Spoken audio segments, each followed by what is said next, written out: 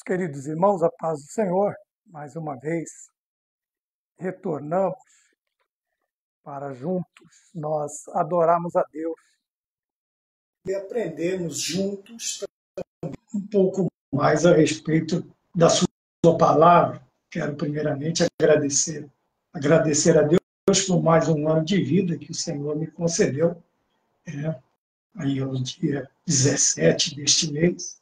O Senhor me permite completar mais um ano de vida. Sou grato a Deus, grato à minha família, grato aos meus irmãos em Cristo, grato a todas as pessoas que têm orado em nosso favor, em nosso benefício. Então, glórias a Deus por isso, né? Estamos aí completamos mais um ano de vida. E espero que os demais períodos de vida que o Senhor me der, eu possa usá-lo de maneira sábia, quer dizer, transmitindo sua palavra, anunciando o seu amor, conversando de vez em quando, falando a respeito daquilo que ele tem colocado em nosso coração. Falando nisso, eu gostaria também, como eu disse, na live de hoje, nós faríamos um convite especial, e eu gostaria de convidar você, porque nós preparamos aí uma série de 3 mensagens, cujo tema central, vamos dizer, o tema principal, nós denominamos assim: situações desesperadoras, oportunidade para milagres. Tá bom? Vai ser transmitido lá no YouTube, a partir de amanhã, no canal Falando EBD. Se você ainda não nos fez uma visita, por obséquio, por favor, faça isso, nos ajude, sei lá, acessando, curtindo, compartilhando, se inscrevendo. O nosso intuito não é outro a não ser a pregação da palavra de Deus. Então, o tema central, vamos dizer assim, o tema principal, de onde virão 3 subtemas, em 3 mensagens diferentes, uma no livro do profeta Oséias, a outra no livro do profeta Abacuque e a outra no livro do profeta Ageu. Todas elas mostrando situações desesperadoras. Porém, para o cristão, a situação desesperadora ela não é o caso de, vamos dizer assim, arrancar os cabelos e pensar em ter ideias terríveis. Não. Situações desesperadoras, oportunidades para milagres, para Deus operar grandes maravilhas na vida do cristão. Então, se você puder nos ajudar, se você quiser nos ajudar, estaremos ali debaixo deste tema principal, 3 mensagens lá no YouTube, Falando EBD, é o nome do canal, e espero encontrá-los ali, tá bem? Então, essas 3 mensagens estarão dispostas da seguinte maneira: a primeira no livro do profeta Oséias, a segunda no livro do profeta Abacuque e a terceira no livro do profeta Ageu. Tá bom? Não serão mensagens muito extensas, mas aí neste canal nós temos escola dominical, e eu estava mexendo, arrumando algumas coisas, e encontrei esta apostila. Esta apostila aqui, ela completa, junto com eu e a minha família, 25 anos aqui no interior. Aqui no interior, quando viemos do grande ABC, DM, ABC, DM, Santo André, São Bernardo, São Caetano, Diadema e Mauá, quando viemos, para não sermos pesados, como disse Paulo à igreja, nós imprimimos algumas apostilas e ministramos aula, gravamos fitas cassetes. Quem sabe, quem está na mesma fase da idade que eu deve se lembrar ainda das famosas fitas cassetes. Depois vieram os CDs, e eu era uma das boias salva-vidas até me estabilizar no interior, até o Senhor fomos dirigir igreja, né, Leandro? Estivemos aí por 2 anos e 7 meses em Monte Castelo, e depois o Senhor nos trouxe para Ciporã novamente, fomos para a região de Valparaíso, né? Depois retornamos para Dracena, Jaciporã, onde aí, nesses 25 anos, o Senhor tem nos abençoado de uma maneira quase que indizível, quer dizer, eu não encontro palavras para agradecer a Deus. Então, quero agradecer a Deus por mais um ano de vida nesse mês. Quero convidar você, meu irmão, minha irmã, meu amigo, minha amiga, a visitar o canal que o Senhor nos proveu, também chamado de Falando EBD.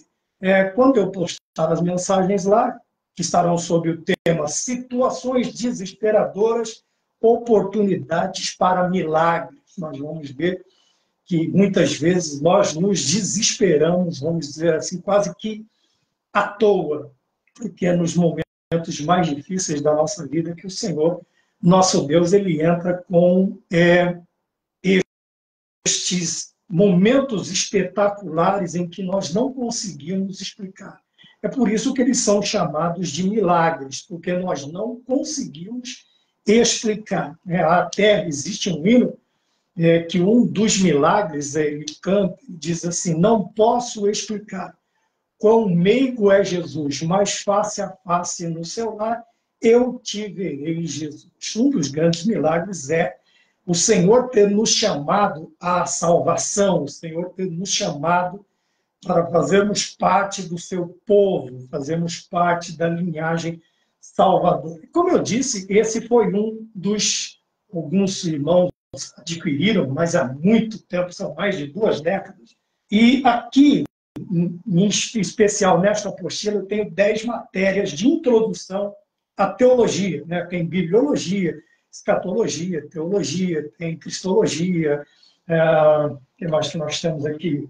Pneumatologia, angelologia, antropologia. Eu estou pensando em fazer uso dela também lá no canal do YouTube. Tá bom? Se você puder nos ajudar, nos visitando, se você puder nos ajudar curtindo, compartilhando, se você puder nos ajudar se inscrevendo, por favor.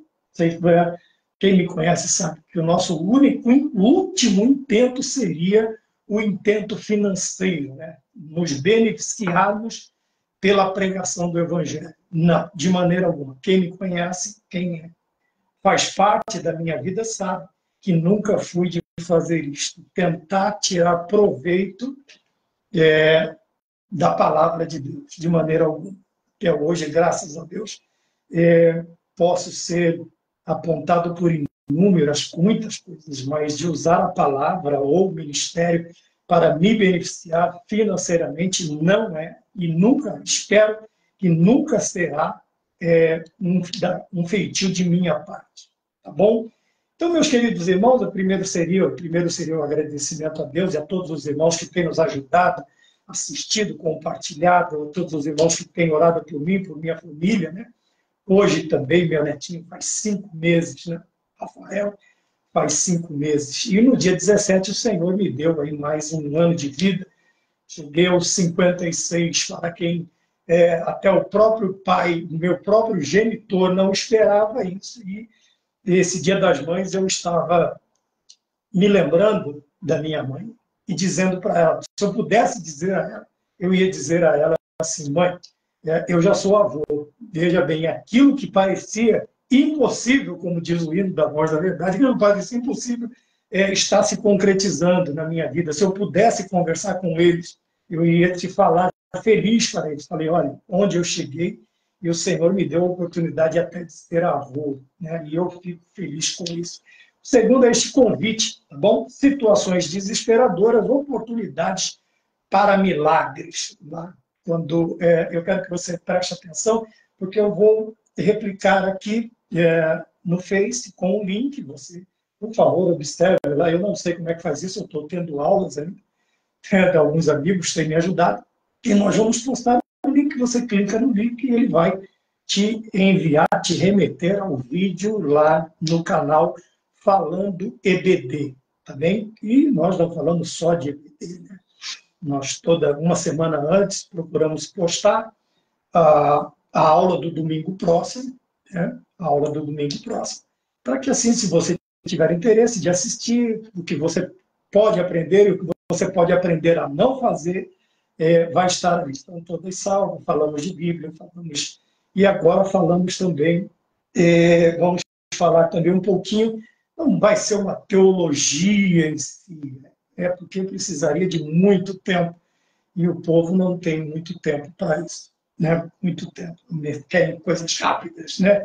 Que chama de shorts, reels e coisas assim como os alimentos. Mas, conforme o senhor for nos dando, são mensagens aí de 30 a 40 minutos, mas não, e as aulas também. Se você tiver interesse em ter o básico do básico, logicamente, teologia, você pode nos acompanhar ali, nós vamos falar sobre isso e procurar auxiliar naquilo que o Senhor nos permitir. Tá bom? Como nós temos o costume de dizer quando estamos no púlpito, para não ficar só nas nossas palavras, logicamente vamos dizer, uma live, né? Nós estamos num bate-papo, temos aí o irmão Leandro, o irmão de Castelo, a Marca, um abraço para a sua família, grandes amigos, a irmã Lúcia, a irmã Célia, alguns irmãos, a irmã Yani, minha esposa, alguns irmãos estão passando, alguns ficam, outros vão, e nós sempre falamos sobre isso. Se você quiser comentar, se você quiser perguntar, se você quiser criticar também, fique à vontade. O canal ele é aberto para isso. Não coloco restrição em nenhum dos canais que eu trabalho, justamente porque nós, a partir do momento em que nos propomos a isso, nós nos tornamos uma figura pública, e toda figura pública ela não está isenta, né, de ter aí comentários favoráveis e comentários também desfavoráveis. Cabe ao ser humano ser maduro o suficiente, ter a maturidade suficiente para saber administrar, para saber conversar, e se for o caso, se a gente chegar numa crítica, não destrutiva, mas uma crítica num sentido que não seja tão favorável, e nós entendermos que isso é uma realidade, nós precisamos aprender e ter uma maturidade suficiente para mudarmos esta situação, tá bem? E eu perguntei para a minha mãe Ani, minha esposa, eu disse para ela assim, se você fosse pregar, o que você pregaria? Ela falou aquele versículo, quando passares pelas águas, né? Óbvio que todos os nossos irmãos e irmãs são conhecedores, é por isso que João, lá na epístola, ele fala assim, vós tendes a unção do santo e sabeis tudo. Quer dizer, nós temos, ainda que um conhecimento limitado, mas sabemos. O que nós fazemos aqui é lembrar os irmãos aquilo que vocês já aprenderam, né? Se você aprendeu, você lembra. Se não aprendeu, aprenda e pratique. Eu faço isso também na minha vida. Eu tenho isso sempre comigo. Se eu sei, eu lembro. Se eu não sei, eu aprendo para colocar em prática. Então, esta é a visão, mais ou menos a visão que nós trazemos aí em mais de 3 décadas, trabalhando para o Senhor, trabalhando para a igreja, com a igreja.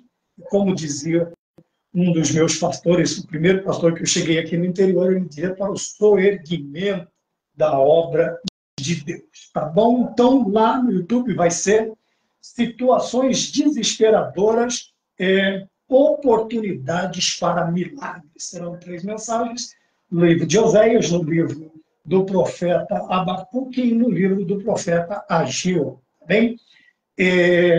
Faremos procuraremos fazer uma forma, e tem escola dominical, uma semana antes nós postamos a aula do domingo sequente, né, vamos dizer, e você tem tempo, você pode olhar e dizer, eu aprendi a não fazer isso, eu gosto daquele canal porque eu gosto das transmissões dele, porque eu aprendo o que não fazer. E é bom também, né? Pelo menos estou te ajudando em alguma coisa. Eu ajudo, mas se você a ouvir e aprender alguma coisa como fazer, eu também fico feliz. Esta é a nossa intenção. E como disse a nossa irmã ali, eu gostaria de uns 15 minutos, 20 minutos, falar no capítulo de número 43 do livro do profeta Isaías, o versículo de número 1 e o versículo de número 2 apenas, né? E na versão, eu vou usar duas versões sempre, né? Eu trabalho com as duas versões, tá bom? Mas fiquem tranquilos, tá? É digital, mas eu tenho aqui as versões também impressas e não são, não sei se vai aparecer, não são poucas. Aqui tem só algumas delas, acho que eu mais uso, mas tem mais algumas ali, uma dezena ou mais de versões bíblicas que nós usamos.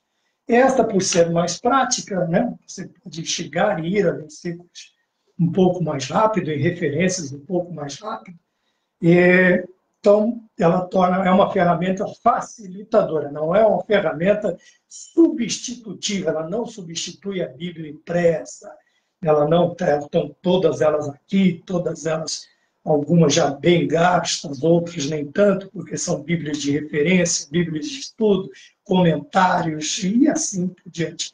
É muito bom o crente ele ter aí mais de uma versão da palavra. Eu tenho o costume de usar a Almeida Corrigida e Fiel, né, das nossas, hoje em dia é a mais usada. Eu gosto também da King James atualizada, porque ela traz algumas palavras, ela não traduz algumas palavras, então ela traz no hebraico, no grego, e é muito boa também. Eu gosto também na linguagem de hoje, nós usaremos como referência. Então, é muito bom. Então, a gente, né, não é tempo perdido e nem gasto, é um tempo bem aproveitado quando nós fazemos isso para transmitir, para tentarmos manter a pureza do Evangelho, tentarmos manter aí a pureza, a ortodoxia e as doutrinas básicas, né, da palavra de Deus, as doutrinas primárias, tá bom? O saudoso pastor Antônio Gilberto se chamava doutrinas primárias, são as doutrinas que a Bíblia nos ensina. E a doutrina secundária, hoje, comumente chamamos de costumes, os costumes da igreja.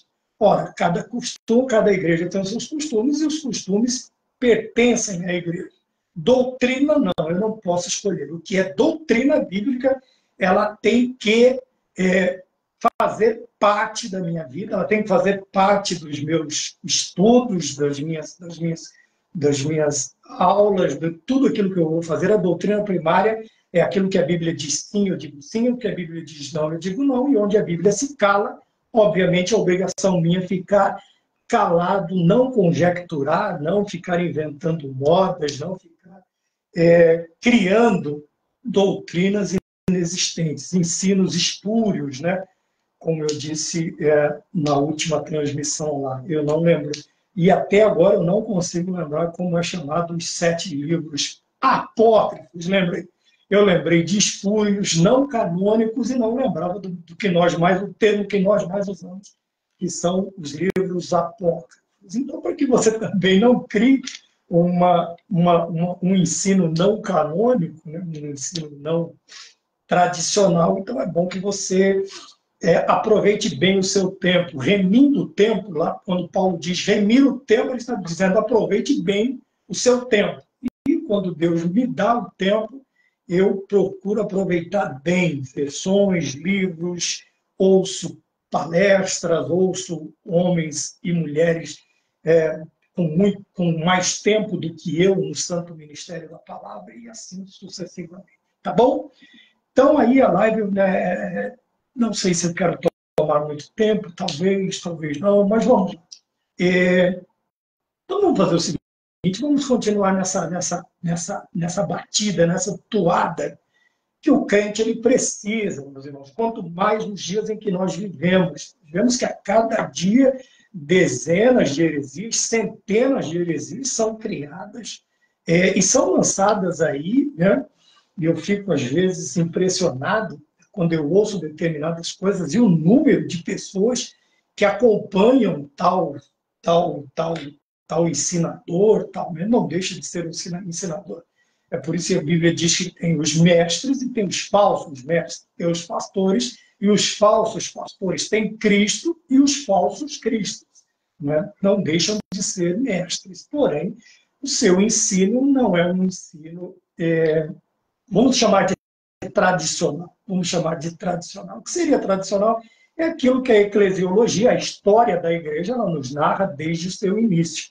E dentro do escopo cristão, crente, santo, eu tenho as doutrinas veterotestamentárias e tenho as doutrinas neotestamentárias. Quer dizer, tanto o Novo quanto o Antigo Testamento, eles servem para mim de base para que eu norteie a minha vida. Um não invalida o outro, pelo contrário, um completa o outro.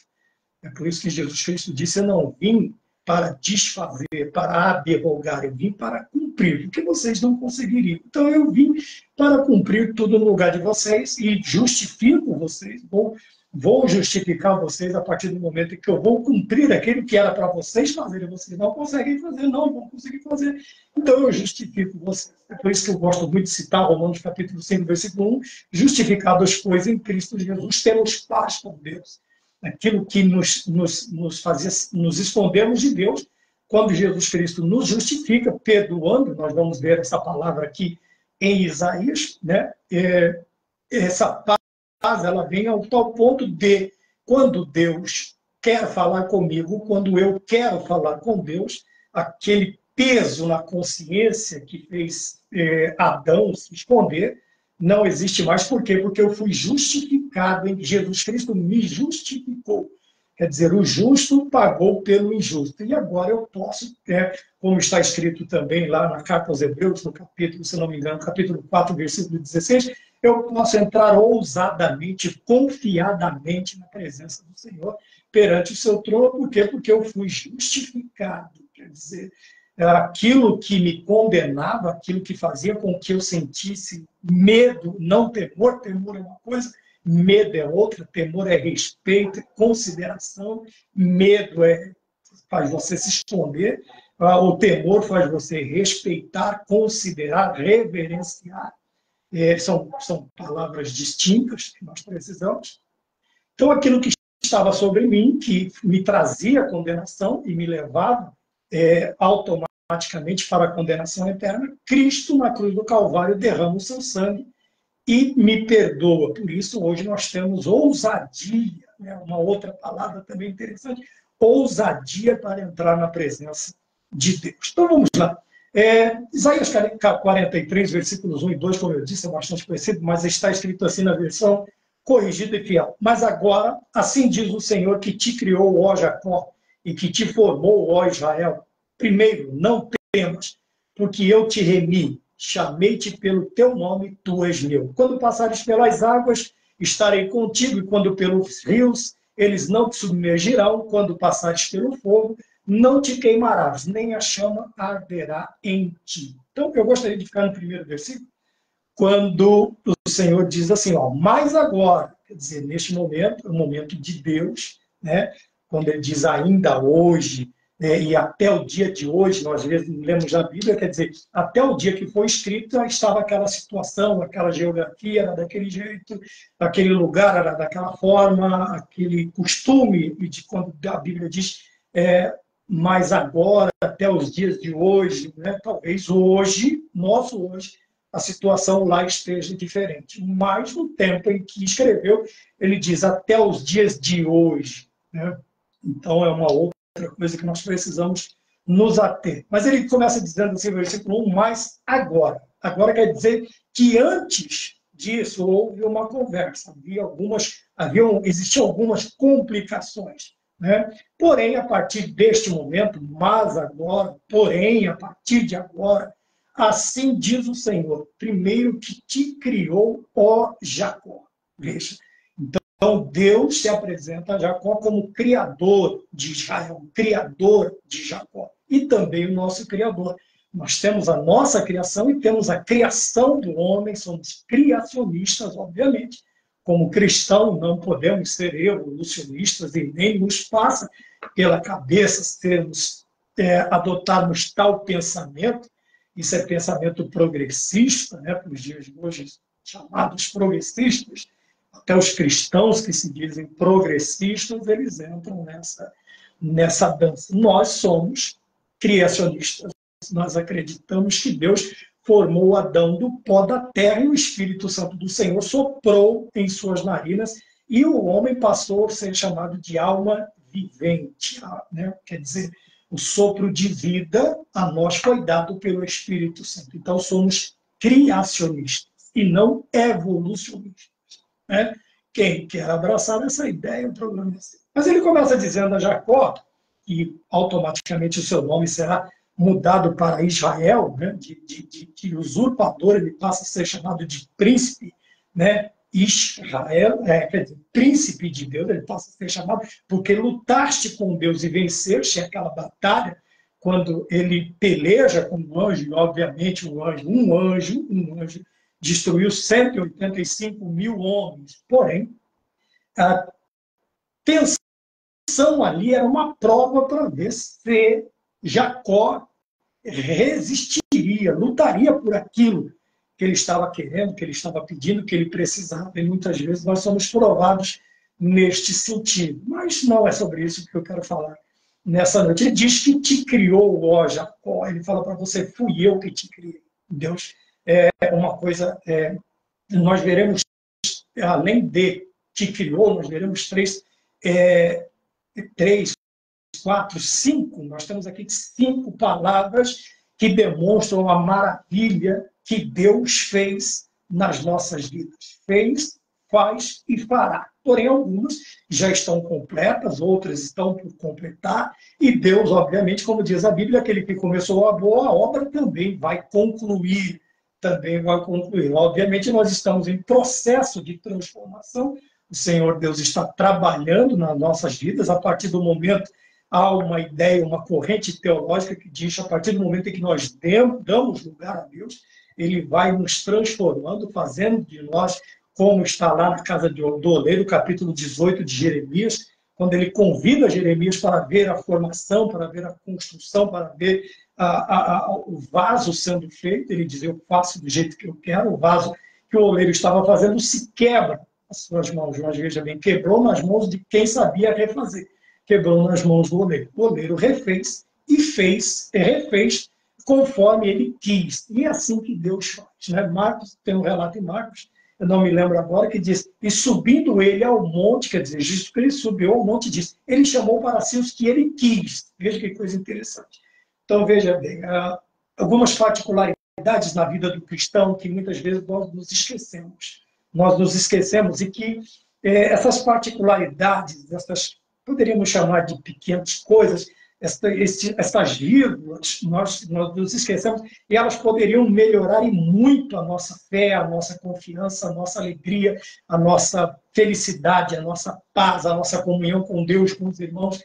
São coisas que nós vamos passando o tempo e devido a inúmeros, muitos poréns, muitas intempéries que nós podemos passar na nossa vida, nós vamos nos esquecendo de algumas particularidades que Deus tem com a igreja, com os cristãos, que Deus teve com os irmãos do Antigo Testamento e tem com a igreja, no início da igreja, e tem com a igreja moderna, com os crentes de hoje. Então ele começa dizendo assim, lembra de uma coisa, Jacó, fui eu que te criei, fui eu que te criei, fui eu que te formei, fui eu. Depois ele diz, eu te formei, ó Israel, é o mesmo, tá? Jacó, Israel. Logicamente, Jacó é uma pessoa, Israel, o Estado de Israel. Outra coisa, não existe país, é um Estado criado, né? O Estado chamado de Estado de Israel, qual nós devemos orar constantemente pela paz em Israel. Como disse Davi, tenham paz todos que te amam. Então,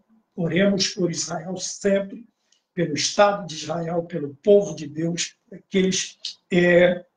pelo Estado do qual nos deu o Messias. Ele vem do Oriente, né? E vimos a sua estrela do Ocidente. Não é que a estrela estava no Ocidente. Eles estavam no Ocidente e viram a estrela no Oriente. Não é estrela do Oriente. Há uma corrente de pensamentos ali, né, que até algumas lojas dele, uma é chamado de estrela do Oriente. Não é assim que está na Bíblia. Tá? A estrela do Oriente ela é chamada de estrela cão. É a estrela mais temida no Antigo, no Egito. Por quê? Porque, vamos chamar assim, não é astrologia, é astronomia, uma coisa não tem nada a ver com outra. Algumas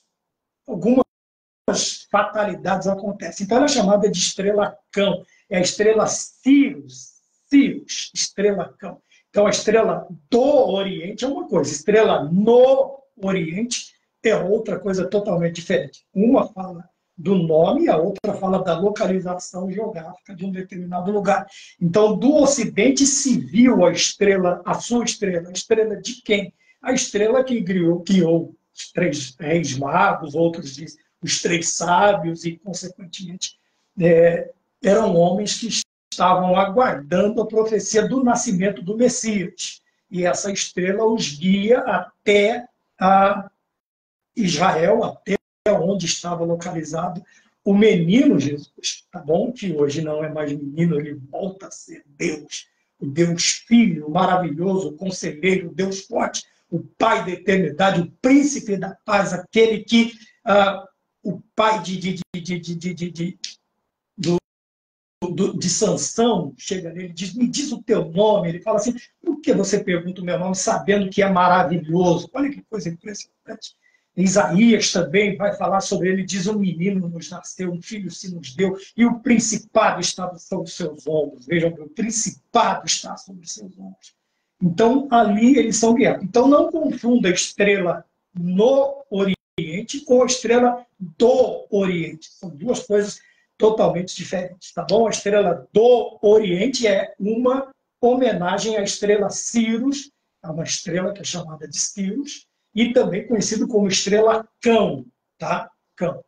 E esse jogo de palavras, essa brincadeira com as palavras, justamente ela cumpre a função que ela é justamente para confundir, tá? Não tem nada a ver a estrela no Oriente, que guia os sábios até Cristo, até a manjedoura, com a estrela do Oriente, que é a astronomia. Aí, nesse caso, também já beira a astrologia e o pau quebra, mas cabe a nós estarmos atentos a estas pequenas coisas também. Então, vamos lá. Ele diz assim, eu te criei e te formei, já, Israel, tanto no sentido espiritual, quanto no sentido geográfico, quanto no sentido humano. É ele quem nos forma no ventre, foi ele quem chamou Jacó, e foi ele quem formou o Estado de Israel, constituiu de Jacó as 12 tribos que nós temos hoje, né? Qual nos veio o Messias da tribo de Judá, é o leão da tribo de Judá, né? E Yeshua é da tribo de Judá, Jesus, a transliteração. Porém, a palavra, né, o nome Yeshua vem também, a sua tradução literal é Salvador, salvação, tá bem?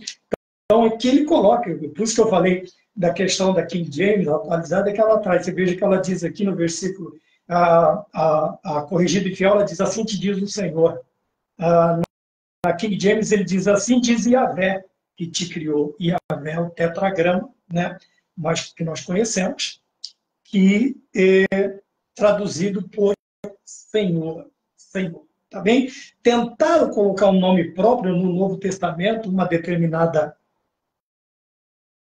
linha de pensamento, né? E eles tiveram que retirar aí milhares, se não milhões, de compêndios já impressos. Por quê? Porque uma coisa Yahvé no Antigo Testamento e Kyrios no Novo Testamento. Então coloca-se aquele nome próprio, né? Tem até as testemunhas dele, né? E só que no Novo Testamento não encaixa, porque não dá para colocar esse nome próprio em Kyrios, que também é Salvador, que também é Senhor, Adonai, e assim sucessivamente. Eu falei que não ia me estender demais, mas quando começo a falar, é uma coisa impressionante. Eu vou procurar não passar de 60 minutos, vou tentar, né? E ele faz um alerta, ele chama, através do versículo primeiro ele diz, não temas, quer dizer, não tenha medo. Lembra que eu falei que ter medo é uma coisa e temer é outra. Então, temer é respeito. Aqui, não tema, é que você não precisa se assustar, você não precisa viver assombrado, você não precisa viver ansioso, você não precisa viver esse não temas aqui é que não tenha medo, não se preocupe. É como vai falar para Josué, quando ele vai chamar, ele diz, olha, não temas, não te espantes. Quer dizer, não fique assombrado, fique tranquilo. E ele diz três coisas importantes. Já havia dito antes do não temas duas coisas. Lembrou Jacó, o estado do povo de Israel, obviamente. Isaías, Jacó já não estava mais aqui. Então, ele está falando com a nação de Israel, tá bem? Então, vejam bem, ele diz primeiro, eu te criei e eu te formei. Então, veja, são duas coisas maravilhosas. Nós não fomos somente frutos do amor dos nossos pais, não. Nós fomos fruto, primeiro, do amor de Deus. Na eternidade, o Senhor já nos conhecia. É o que nós vamos ver aqui no decorrer. Uma coisa impressionante e interessante é que nós não somos frutos apenas de um relacionamento de amor, outros. Né? Não somos meramente, não vivemos meramente em função de uma relação física homem e mulher. Nós não nascemos só por causa disso. Antes disso, nós vemos lá em Jeremias, no capítulo 1, versículo 5, ele diz, no ventre da tua mãe eu já te escolhi e te dei por profeta às nações. Veja, no ventre da tua mãe, ele fala para o profeta Jeremias, que ainda, e Davi diz, de forma maravilhosa, sem uma forma, o Senhor me formou, o Senhor me fez. Então, quer dizer, veja que lá no ventre, o Senhor nos traz, por isso que uma determinada ação que hoje estão fazendo, até documentos, o cristão não pode defender esse tipo de ideia. Por quê?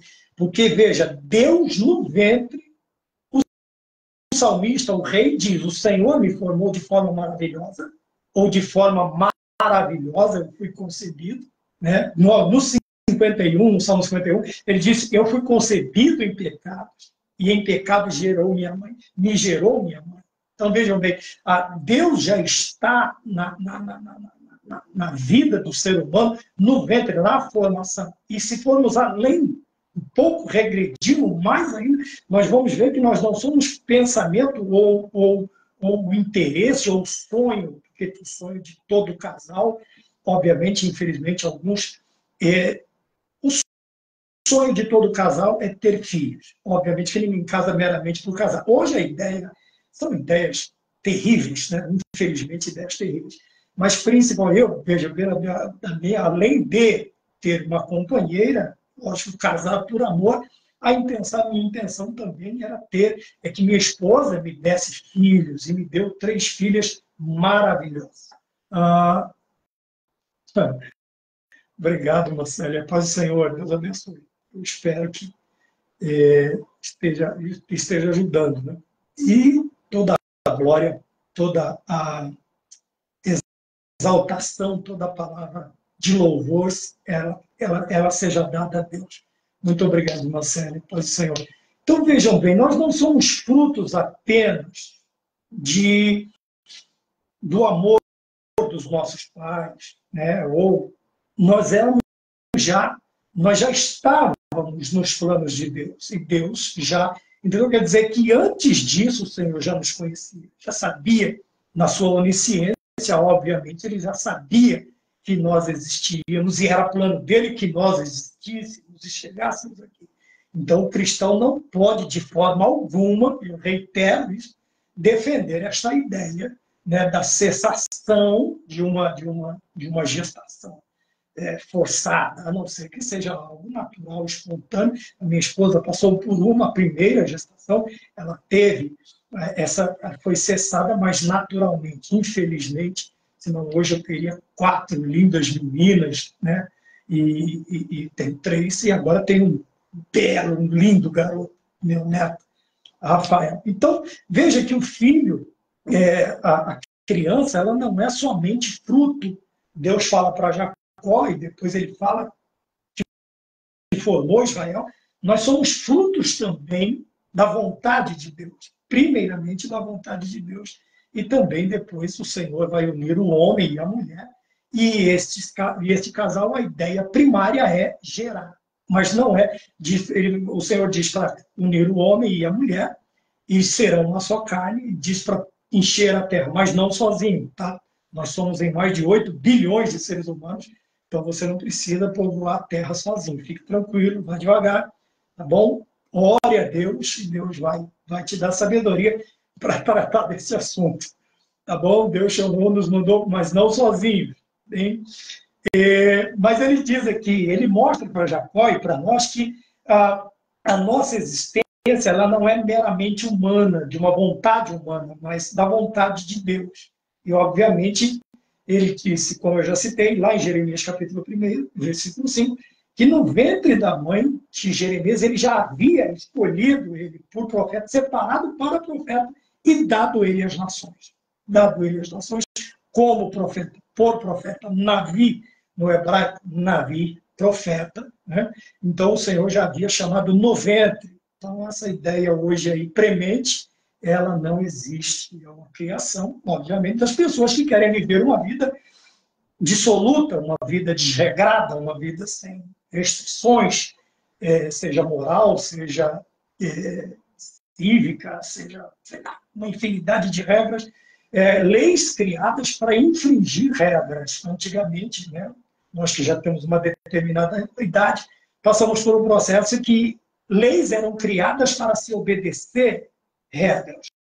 Hoje, leis são feitas para quebrar regras, para criar exceções onde não deveria haver exceções. Deveriam ser regras e regras restritas, tá bom?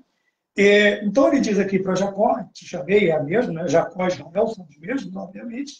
O nome de Jacó, como eu disse, foi mudado, né? De usurpador para príncipe de Deus. E ele começa a segunda parte B, depois 2 pontos, não temos. Não temos, não temos. Então, obviamente que eu disse que esses dias também, não sei qual dos canais, eu disse que o medo ele é um dispositivo de segurança.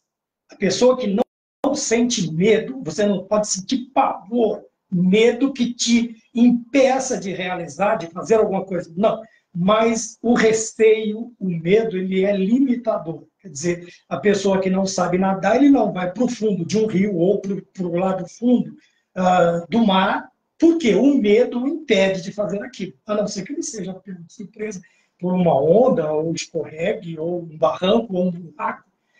Principalmente quem gosta de rios, pelo amor de Deus, tome cuidado. Existem muitas locas, a gente chamava antigamente de locas, né? Buracos, se você cair, tome cuidado, vá para o rio, vá com segurança, vai com colete salva-vidas, o mar do mesmo jeito, tome cuidado, tá? Não brinque. Mas o medo ele é limitador, ele impede que eu tome decisões impensadas, decisões não cabíveis, coisas que eu não deveria fazer. Então ele fala aqui para Jacó, mas aqui o não temos é uma coisa diferente. Quer dizer que, por que geralmente nós vamos ver essa não temos? Porque toda vez que Deus está falando, seja com cristãos, seja com os judeus, seja com os judeus, perdão, seja com judeus, seja com cristãos, ele está falando com minoria. Por quê? Israel, do Estado de Israel, ele é muito pequeno. Se você olhar em volta, perto de... Ele foi cativo no Egito, o Egito era uma superpotência, ele foi cativo na Babilônia, a Babilônia dominava, depois veio os outros, o Império Medo-Persa, vieram os romanos, vieram uma infinidade de nações muito maiores, tanto numericamente falando, né, de pessoas, quanto geograficamente, Israel é um estado pequeno, por causa comparado às dimensões, à extensão do estado do Rio de Janeiro, se eu não me engano. É coisa assim, é por isso que Jacó sobe e olha.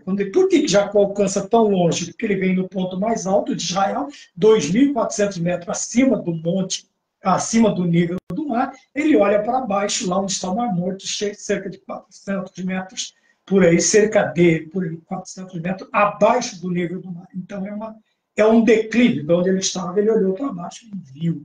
Tá bom? Se você procurar também, é muito bom estudar a geografia, você vai ver como impressionante que Deus faz através do Estado de Israel. O Estado de Israel exporta, produz no deserto, dessaliniza o mar, a água do mar. Se você olhar os grandes os maiores nomes dentro da área da ciência são judeus, descendentes de judeus da diáspora, judeus em si. As duas melhores universidades do mundo estão dentro de Israel, né? Você vai ver coisas impressionantes com um estado tão pequeno, um número reduzido de pessoas e as vitórias. E, obviamente, por isso que todos chegam a dizer: Shema Israel, o Senhor teu Deus é o único Deus. Nós vamos ver aí nações se unindo contra o povo de Deus. Ele chama bichinho de Jacó, povozinho de Israel. Mas carinhosamente, quando o pai olha o bebê, o seu filhinho, diz: olha o meu, né? E usa aqueles diminutivos carinhosos. Então vejam bem, mas Deus faz coisas maravilhosas através ou pelo Estado, assim como faz pela igreja, obviamente, né? Nós também somos a minoria dentro de um país cristão, chamado cristão, que é o Brasil. Nós, cristãos evangélicos, protestantes, somos uma minoria dentro da outra ala do cristianismo, né, que é o cristianismo católico. Eles são maioria nesse sentido. Então, obviamente, Deus, quando ele diz não temos, é por quê? Porque geralmente com quem ele está falando está num número inferior, o tamanho é inferior ao outro. O que quer que seja, sempre será inferior, né? Quando você vê Eliseu e o seu moço, o seu ajudante, quando ele vê dois exércitos, ele fica assustado. E o profeta pede para Deus: abre os olhos do moço. E quando o menino, o moço, o ajudante, abre os olhos, né, ele vê carros e cavalos de fogo. Obviamente, irmãos, que não teria como. Ainda que ele visse um anjo, eu acabei de dizer que um anjo só. Ele pôs abaixo 185 mil homens, soldados de guerra preparados. Obviamente, são seres espetaculares, formidáveis, são seres maravilhosos, né? A questão daqui. Por isso que Deus diz não temos, porque geralmente, quando ele vai dizer a alguém, no Novo Testamento ele vai falar com a igreja e diz: não temos o pequeno rebanho. Então, geralmente, quando Deus diz não temos, é porque a situação não é tão favorável. Não é tão favorável. Geralmente, é uma minoria com quem ele está falando, porém, a garantia para esta minoria é a presença majoritária de Deus no meio deles. Por isso que o profeta diz: maior é o que está conosco, Yahvé, do que o que está com eles, dois grandes exércitos. Então, por isso ele diz: não temos. É difícil não ter medo, né? É difícil. Porém, o cristão, o crente, ele vai fazer o quê? Ele vai aprender a controlar este medo através do que?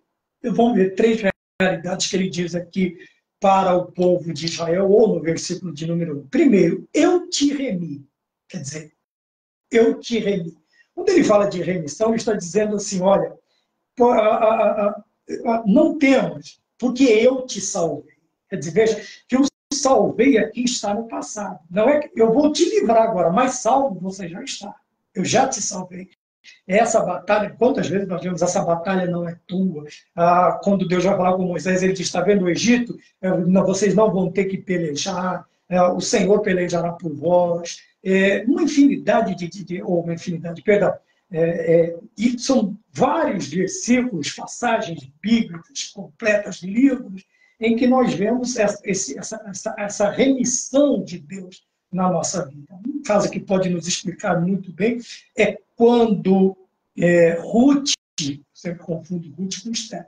Então, quando Ruth ela toma a decisão de acompanhar a sua sogra Noemi, ela se mantém fiel. E no final da conversa: o teu Deus vai ser o meu Deus. Ela chega num lugar, obviamente, viúva, a sogra viúva, sem trabalho, sem nada, e ela vai trabalhar numa determinada plantação de milhos, né? Ela vai fazer a restinga, ela vai pegar o que sobra, né? E o dono, ali, Boaz, ele olha para ela e se agrada dela, né? E ele começa a se informar a respeito da moça, da mulher que ali está trabalhando, né? Ele viu que ela era novata, não nova de idade. Também não sei quantos anos ela tinha. Ela era nova no serviço, na firma dele. E ele, obviamente, obviamente, um senhor que podia fazer isso. Ele começa a perguntar e dá ordens aos seus trabalhadores, que eram os responsáveis pela colheita. O que sobrasse, o que caísse no chão, era para aqueles que não tinham condições. Então, eles vinham recolhendo aquilo ali. Como acontece aqui no interior? Então, o cara vai lá, colhe uma plantação lá, hectares de amendoim. Sempre fica alguma coisa para trás. Ele simplesmente tira a cerca e fala, quem quiser pegar, entra e pega. Limpa a terra. O pessoal vai e pega. Melancia, do mesmo jeito. Aqui é uma maravilha. O interior é uma coisa esplendorosa. A cultura do agro é uma coisa abençoadíssima. E tem pessoas de um coração gigantesco neste lugar. Então, eles fazem a primeira colheita e o que sobrar, eles abrem cerca e dizem, povo, são sacos de milho, feijão. O que fica para trás, melancia, milho e tal. Né? E acontece isso. Porém, Boaz sabe, fica sabendo que tem um parente mais próximo para remir ela. Ele vai até, ele conversa, diz, não quer não, então tá bom. E a sogra diz, olha, quando ele for deitar, você deita aos pés dele. Então, um sinal de submissão, um sinal de humildade. E a partir daquele dia, Boaz agora vai remir, quer dizer, ele vai pagar o dote, vai pagar aquilo que era necessário para trazê-la, para que ela conviva, para que ela viva com ele. Então, ele fala para Israel, ele diz assim, eu te remi. Quer dizer, sabe o preço, aquela cédula que era contra você? Então, eu paguei, então você é meu. Esses dias eu estava ouvindo um pregador, ele contou uma história muito antiga, eu já tinha ouvido essa história, do menino que constrói um barquinho, e ele coloca no rio. E o barquinho vai embora, se perde, ele não alcança. E num determinado dia, ele andando pela cidade, ele vê o barquinho na loja, numa loja qualquer. E ele entra e diz, olha, eu quero meu barquinho, está ali, na sua vitrine. Ele diz, não, mas seu, é meu. Não, mas é meu, eu que fiz, eu pus no rio, o rio levou embora. Ele falou, então, e eu achei, o dono falou, é meu, e é X o preço, se você quiser. Né? É X o preço. Mas o menino, naquele momento, não tinha. Mas o barquinho era dele, ele amava o barquinho. O que ele fez? Ele correu atrás, ele juntou o necessário para comprar, para readquirir, vamos dizer assim, o barquinho. E ele vai lá e ele entrega o dinheiro ao proprietário da loja, diz agora, e ele abraça fortemente o barquinho e disse para ele assim, você é meu 2 vezes. Eu te fiz e eu te comprei. E ele está, obviamente, falando, uma figura, uma ilustração, uma mensagem de que Cristo, Deus nos fez, nos criou, o pecado Deus nos formou, o pecado nos deformou e Jesus Cristo nos transformou. Então, veja bem, 2 vezes. Quando ele nos cria, o pecado nos rouba, ele vai lá e nos compra pelo seu sangue. Remi você. Eu te comprei. Depois ele diz assim, chamei-te pelo teu nome. Veja bem, outra particularidade interessante. Né? Existem pessoas que não sabem. Existem pessoas que não sabem o nome do vizinho, não sabem o nome do outro. Existem patrões que não sabem o nome. E, infelizmente, existem obreiros que não conhecem. Uma das matérias que eu estudei muito tempo atrás em teologia é que uma coisa desagradável é quando o líder chama seus liderados por apelido, porque ele não sabe, simplesmente não sabe, não conhece a sua ovelha. Não conhece. Então ele chama por apelido, chama o fulano, o irmão, aí dá títulos até que ele nem tem, apelidos. Isso é horrível. É por isso que Isaías, perdão, deixa eu ver se é Isaías mesmo. Não, o profecista, ele diz o quê? Conhece, coloca o teu coração sobre o teu rebanho e conhece o estado das tuas ovelhas. Olha que coisa impressionante. Chamei-te pelo teu nome. Tanto é que dá liberdade para o profecista escrever o quê? Coloca o teu coração sobre o teu rebanho, conhece o estado das tuas ovelhas. E tem muita gente que nem sabe, está em cargos de liderança e nem sabe a situação sequer do membro, de alguém que está sob os seus cuidados. Né? É pego de surpresa quando alguém ou vem fofocar ou vem anunciar a necessidade de um do rebanho que está sob o seu cuidado. Mas aqui ele diz aqui, eu te chamo pelo teu nome. Veja que coisa maravilhosa. É tão gostoso quando você chega num lugar que você acha assim, vou chegar desapercebidamente, e alguém olha e diz, ô Maurício, ô Iani, ô Ederson, tá bom, Ederson? Meu amigo. Ô Ederson, ô irmã Célia, que coisa legal quando a gente chega num lugar e alguém usa o nosso nome. eu fico mais feliz quando usam o meu nome do que quando usam os títulos que, que, que eu fui, ou que foram me dados, ou que Deus me deu nessa trajetória na presença dele. Eu fico feliz quando a pessoa dá um gostinho de intimidade, de amizade, sabe? Daquele cafezinho feito na hora, aquele bolinho de fubá. A pessoa chega e chama você pelo nome. Esses dias eu fui com a minha esposa almoçar em uma outra cidade, né? E eu disse para ela, muitas vezes as pessoas saem de um determinado lugar para outro e acham que estão escondidos, né? Falei, daqui a pouco alguém passa, e foi dito e feito. Daqui a pouco desceu um e já gritou meu nome, eu olhei, é conhecido daqui, estava lá na outra cidade. Então, duas coisas boas. Você é conhecido pelo nome. Segundo, cuidado com o que você faz por aí, que você não está de todo sozinho. Além de ter Deus nos olhando, observando, tem também pessoas que vão estar no mesmo. Não é impossível que aconteça de alguém conhecido seu está vendo o que você está fazendo. Pode não ser conhecido seu, mas você é conhecido dele. Principalmente nós que somos públicos, porque estamos num público.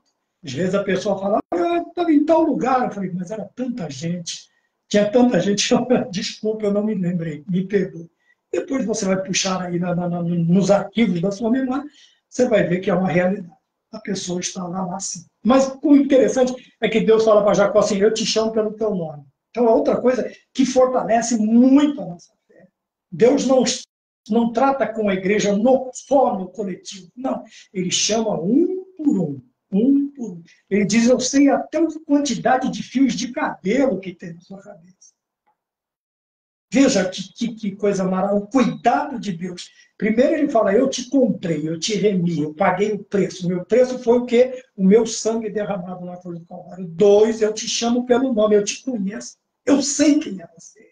É por isso que lá no capítulo, se não me engano, capítulo 45 de Isaías também, ele vai dizer assim, os teus muros, é aquela questão da mãe, que seu filho todavia não me esqueça de ti, diz o Senhor, os teus muros, quer dizer, os teus limites, as tuas limitações, quem você é, está tudo escrito aqui. Toda vez que eu olho para a palma da minha mão, eu te vejo, eu sei quem você é, eu não me esqueço de você, eu não me esquecerei de ti.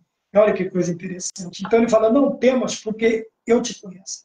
Eu sei o seu nome, eu te chamo pelo seu nome. Ele não te chama por apelido, ele não te chama por... Ele não assobia, a pessoa tem um mau costume de chamar os outros assobiando, é muito feio.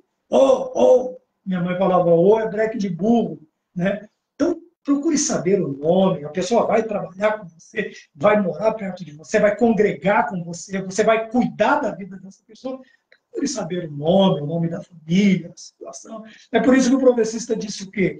Conhece o estado, coloca o teu coração sobre o teu rebanho e conhece o estado das tuas ovelhas. É aí que está a maravilha de Deus. Eu te chamei pelo teu nome. Então, veja bem, às vezes Deus vai tratar no coletivo, com a igreja em si, né? Quando digo igreja local ou a igreja a igreja que vai morar no céu, são duas, é uma igreja dentro da outra, né? Sempre digo isso.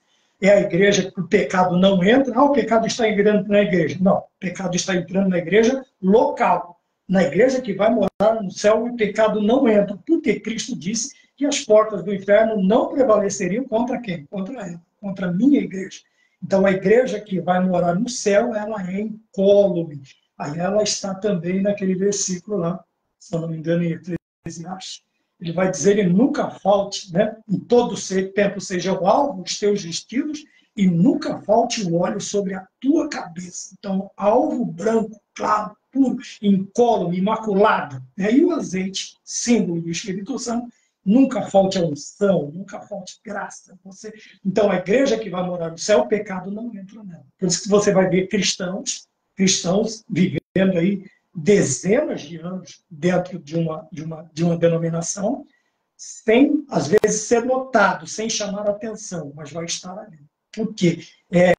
Mas também não vai chamar atenção de um modo ruim. Existem outros que não vão passar dias e vão chamar atenção de uma forma ruim, de uma forma desagradável.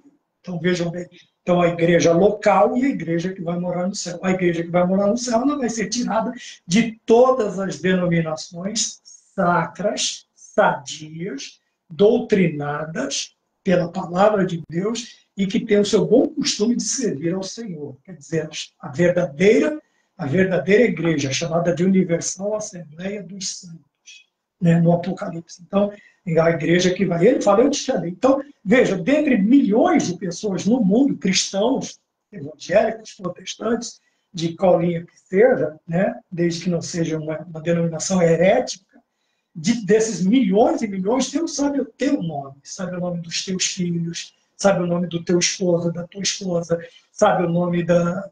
sabe o seu... E o impressionante, sabe o seu nome. Tem gente que convive comigo e não sabe o meu nome. Meu nome é muito simples, Maurício Ferreira. Aí a pessoa fala, só? Eu falo, não, Maurício Ferreira, só não tem, senão o nome fica muito grande. É muito nome para pouca gente. Eu sempre brinco assim. Tem pessoas que convivem comigo, sabem, destacam, trabalham e não sabem meu nome. Eu, geralmente, quando pessoas vão... Não, deixa isso para lá. Então, o que acontece? O Senhor nos chama pelo nosso nome. Ele não vai chamar de opa, pelo apelido que você tem desde a infância, ou o apelido que te deram depois que você adquiriu no decorrer da vida aí, algumas coisas a mais, e vão te chamar por apelidos. Não, Deus não vai fazer isso. Então, Deus te chama pelo teu nome. E quantos Maurícios há? Né? Quantos Maurícios no Brasil? Quantos Maurícios, da forma deles lá, falar? Se bem que nome não tem tradução. Eu aprendi que nome não tem tradução. Então, o que é Maurice lá e aqui também. Não tem tradução. Nome não tem tradução. Né? Então, é por isso que a Bíblia também, nós vamos ver, né, alguns nomes. Quando você pega Moshe, que é Moisés, Moshe quer dizer o quê? Tirado das águas. É aquela passagem que a sua irmã Miriam dá a ideia à sua mãe constrói, coloca o balaio lá, o divino, e balaio é lá em cima, colocou a criança dentro, ela dá a volta, né, corre, quando chega a Moisés na frente da filha de Faraó, a menina já está lá, mas ela diz, como que vai amamentar? Olha como Deus é maravilhoso. Chamei-te pelo teu nome. Veja Moisés. Então Moisés desce, vem, quando chega aqui, olha que menino bonitinho. Não, esse aqui não vai matar, não, porque ele vai ser meu. Eu vou criar, eu vou adotar ele. Olha que Deus maravilhoso. Então, Deus já sabia, já conhecia Moshe, já sabia que Moshe seria o líder, seria o condutor de Israel. Então, veja, coloca essa situação. A menina sabiamente fala, eu tenho uma pessoa para entregar. Olha que impressionante. Eu tenho uma pessoa. Quem? A própria mãe. A própria mãe. Ela pega a criança daqui e ela leva e diz, olha, eu vou adotar, mas você cria ele?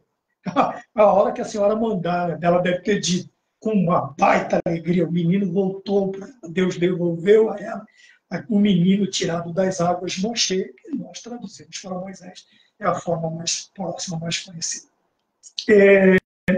Chame-te pelo teu nome.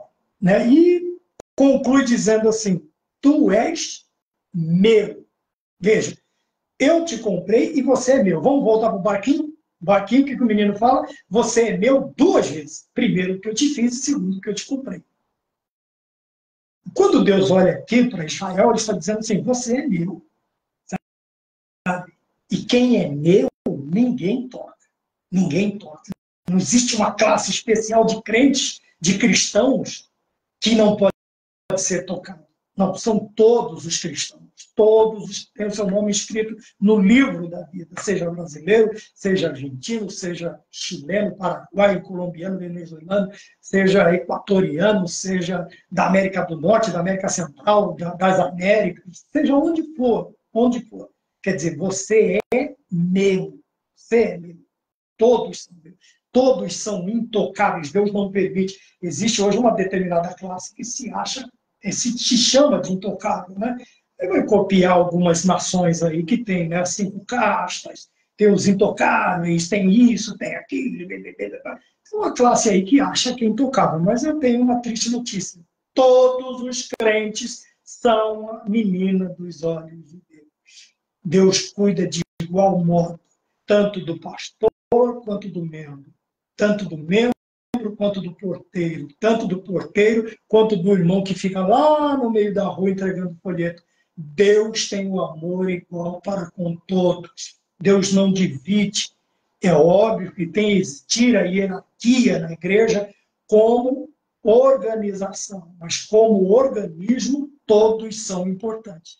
Então, organismo, corpo, organização é o sistema que rege cada denominação, seja presbiterial, seja pastoral, ou que haja uma comissão, não interessa. Isso é organização. Agora, como organismo, nós somos todos iguais perante Deus, todos nós.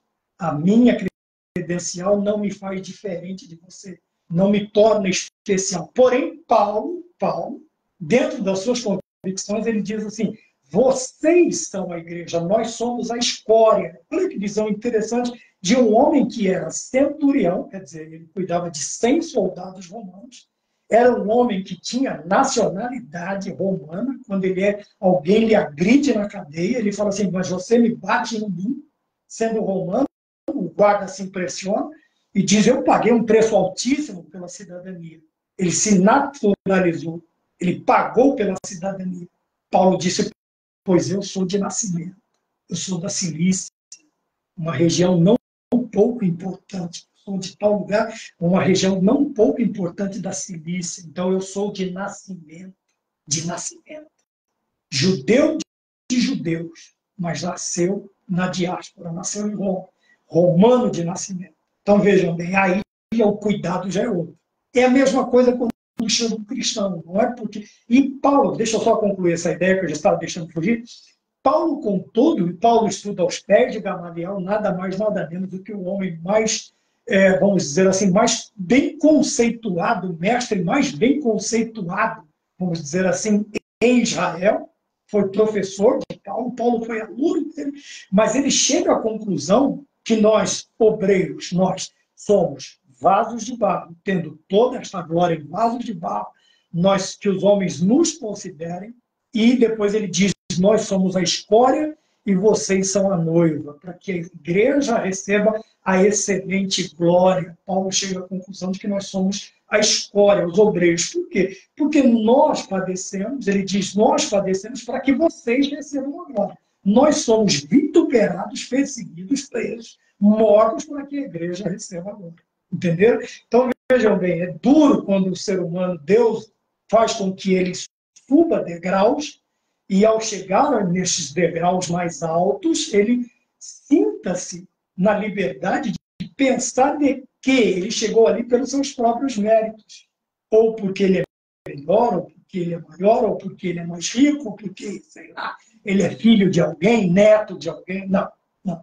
Nós chegamos a determinados lugares porque Deus, na sua infinita misericórdia, nos chamou. Primeiro ele diz: olha, ele nos formou, ele nos criou, ele diz para nós, não, ele nos remiu, ele nos chamou pelo nome e ele nos capacitou para isso. Quer dizer que, se chegamos aonde chegamos, ou se chegarmos aonde chegarmos, tudo é pela permissão de Deus, é graça de Deus, é favor imerecido, é a misericórdia de Deus. Chegamos ali porque Deus permitiu, porque Deus fez com que nós chegássemos ali. Não chegamos ali pelos nossos próprios méritos, mesmo porque não temos méritos algum, não temos nada disso, tá bem? Por isso que lá no Salmo, o salmista diz assim: o Senhor conhece a minha estrutura, o Senhor sabe que eu sou pó. Veja que declaração impressionante, que declaração maravilhosa, quando o homem reconhece que é Deus quem faz todas as coisas na vida dele. E Deus disse para Jacó, né? Eu falei que não ia passar de uma hora: tu és meu, você não precisa ter medo porque você é meu. Sabe o que é isso? A igreja tem dono. Você tem dono.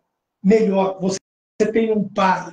Às vezes ter dono, animais têm dono, né? Mas você tem um pai. E esse pai diz: você é meu.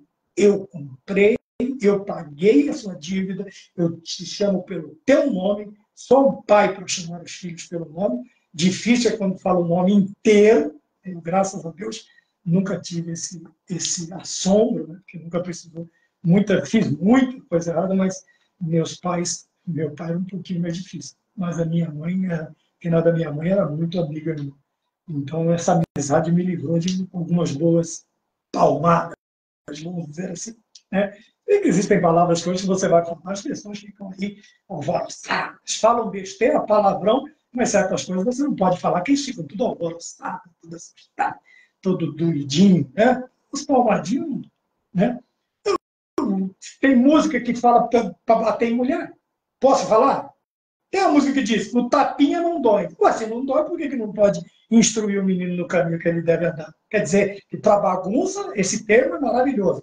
Mas para falar de educação, cristianismo, disso, daquilo, sabedoria, crescimento, acompanhamento, reprimenda, repreensão nunca matou ninguém. Pelo contrário, você pode ver que, não generalizando, mas a maioria dos seres humanos que têm uma determinada conduta de moral, de caráter, foram crianças que foram instruídas, cuidadas pelos seus pais, não mimadas, cuidadas. Mimada é uma coisa, criado é outra. A gente está vendo aí inúmeras informações, coisas do arco, como dizia Fernando Dona Conceição, do arco da véia, né, como diz o outro,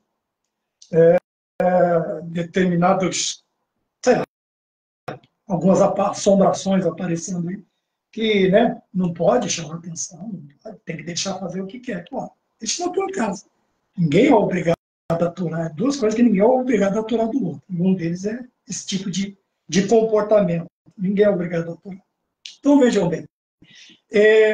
Dentro desse quesito, as coisas que podem fortalecer a nossa fé, que nós esquecemos no decorrer da caminhada, a primeira é essa.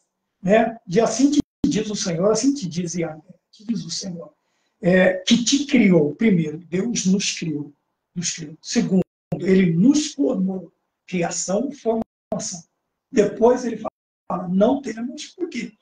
Eu te remi, tudo que era contra você, eu cravei na cruz do Calvário, tudo, aquela cédula que era contra nós, diz o escritor da epístola, aquela cédula que era contra nós, ele cravou na cruz do Calvário, ele pagou. Qual foi o pagamento? Seu sangue derramado.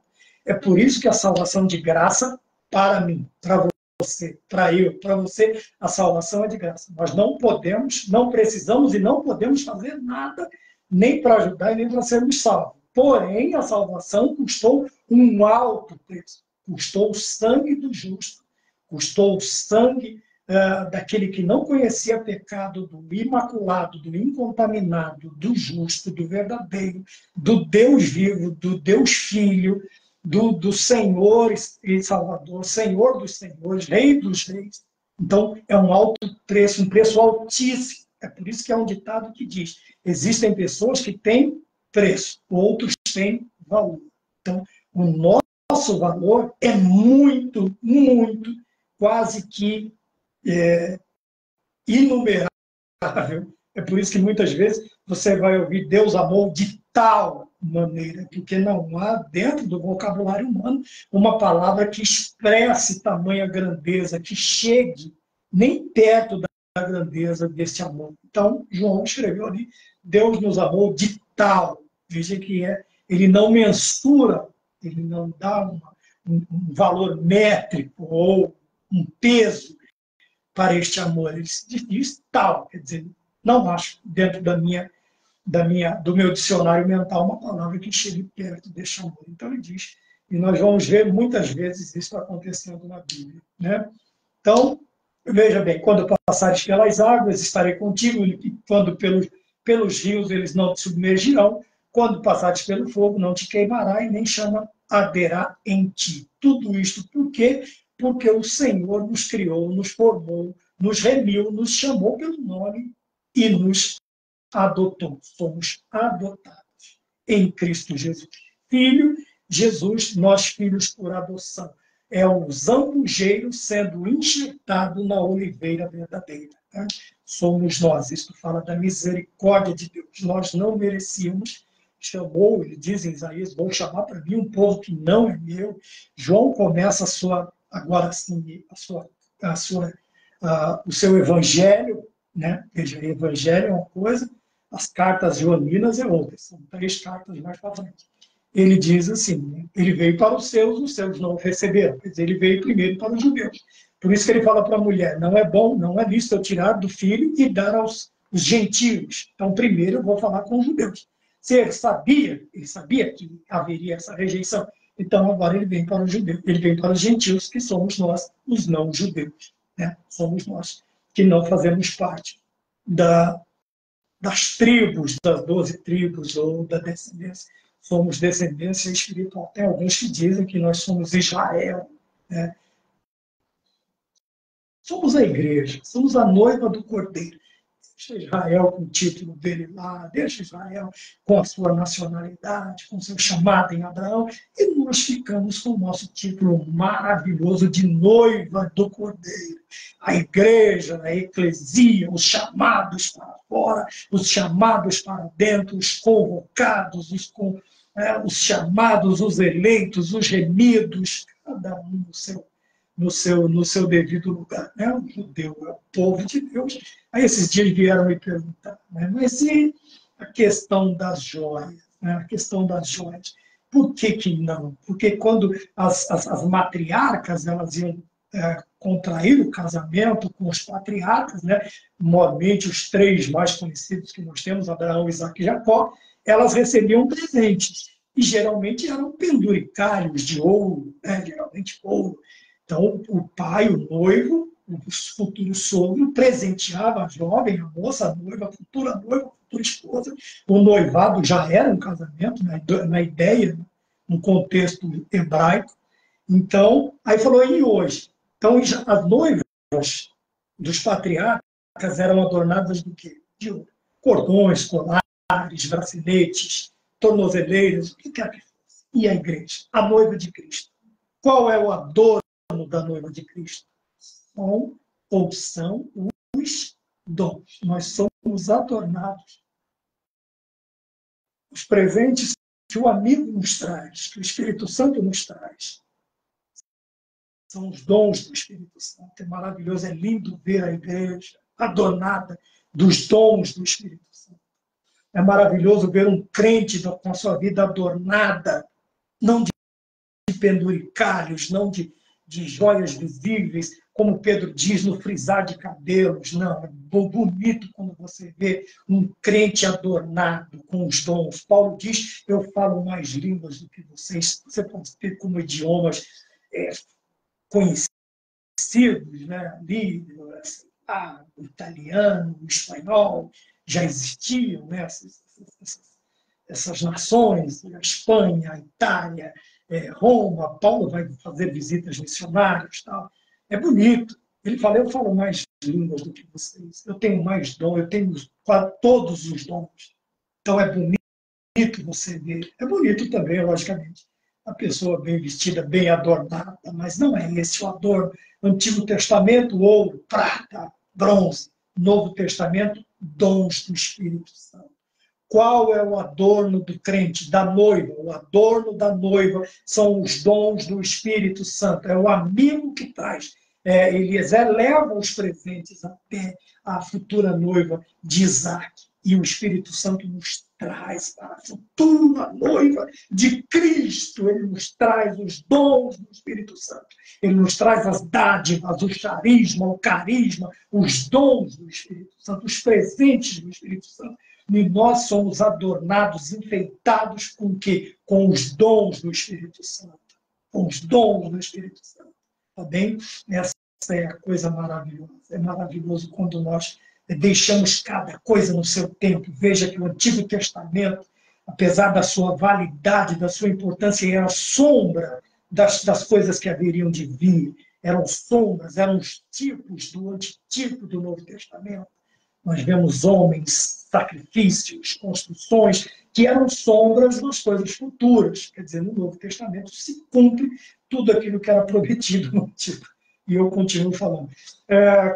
Prometido no Antigo Testamento. Então, veja bem, a pessoa me perguntou, mas, na verdade, assim, a pessoa força uma exegese, né? Aí acaba cometendo uma exegese. A exegese você extrai do texto. A exegese você coloca no texto. Você introduz a sua ideia no texto. E é totalmente diferente uma coisa da outra. Então, o Antigo Testamento, por ser figura, veja bem, que era tudo, mesmo que fosse todo de ouro, todos os adornos, todos os penduricários, tudo aquilo que ela recebesse, a noiva, por mais valioso, mais rico que o noivo fosse, não chega perto da riqueza do nosso noivo. Não sei quanto custa 1 grama de ouro hoje. Cara, deve ser aí. Sei lá, vamos jogar um preço exorbitante. Ainda que 1 grama de ouro esteja em torno de R$ 70. 1 grama. O dom do Espírito Santo, a graça do Espírito Santo, as virtudes do Espírito Santo, o dunamis, o poder que há de vir, como está em Atos 1:8, é extremamente, isso é muito, muito, muito, muito superior ao valor. Veja que a mulher, o provérbio, né, que diz que quem encontra uma esposa excelente, encontra algo excelente, porque o seu valor excede ao de rubins. Quer dizer, é uma gema preciosa, é uma pedra preciosa. Mas o valor de uma esposa, vamos dizer assim, que teme a Deus, a Bíblia diz, a mulher que teme a Deus será louvada.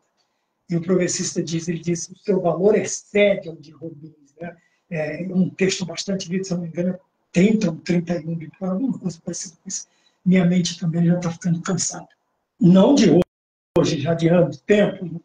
Então, vejam bem, nós precisamos nos ater a coisas que, no decorrer da vida, nós vamos perdendo, nós vamos esquecendo. E isso poderia muito contribuir com a nossa fé. Muito contribuir com a nossa fé. Nos ajudar no dia a dia a romper barreiras, a vencer barreiras, a passar mares, seja ele aberto, seja ele fechado, passar por cima do mar. Essas figuras que o povo tem o costume de usar. O povo gosta dessas frases de efeito, o povo gosta dessas palavras de efeito e tal. Né? Veja bem, se todo dia eu me lembrasse que quem me criou foi Deus, quem me formou foi Deus. Se eu me lembrasse todo dia que Ele me remiu, foi Ele quem pagou o preço, Ele me comprou, Ele me chama pelo nome de todos os Maurícios, Ele sabe quem é, e existem outros Maurícios que são chamados de homônimos. Existem muitos Maurícios Ferreira, muitos. E de todos estes, ainda que você pegue aí milhares deles, ele sabe quem eu sou, ele sabe quem você é, ele sabe quem você é, porque ele te conhece pelo teu nome. Se eu me lembrasse todas as vezes que Deus disse da sua palavra, você é meu, olha que coisa impressionante, você é meu. Você é meu, ninguém toca, ninguém tira, ninguém toma das minhas mãos, ninguém te tira. Você é meu. Se eu me lembrasse disso todos os dias, todo momento da minha vida, eu não teria medo. Mas ele tem que me lembrar todas as vezes. Não temos, não tenha medo, não se assuste. Bom, por quê? Porque você é meu, fui eu quem te criei, fui eu quem te formei, fui eu quem te chamei, independente se te aceitam ou não, se gostam de você ou não, não interessa, o importante é que você é conhecido no céu. Quem comprou você, quem pagou por você foi Jesus, não foi ninguém. Não foi o homem mais rico do mundo, não vou citar nome. E outra, Pedro diz, não foi com ouro, prata ou coisas corruptíveis que nós fomos comprados, nem por sangue de touros, nem de bodes, mas pelo precioso sangue de Jesus Cristo. Que maravilha, que maravilha. Se eu pudesse me lembrar disso todos os dias. Mas, infelizmente, nos piores momentos, foi a aula passada, retrasada, o que nós fazemos? Nós murmuramos, nós reclamamos. Mas interessante isso aqui. Veja bem, se lembra sempre disso. Você é especial. No céu, todo mundo te conhece. No céu. Todo mundo sabe quem você é. Todo mundo sabe quem você é. Por quê? Porque quem manda lá, o dono de lá, que se assenta no trono do céu, te comprou. Tirou você do lamaçal de pecados. Salmo, se não me engano, Salmo 40 diz isso. Tirou-me de um lodaçal terrível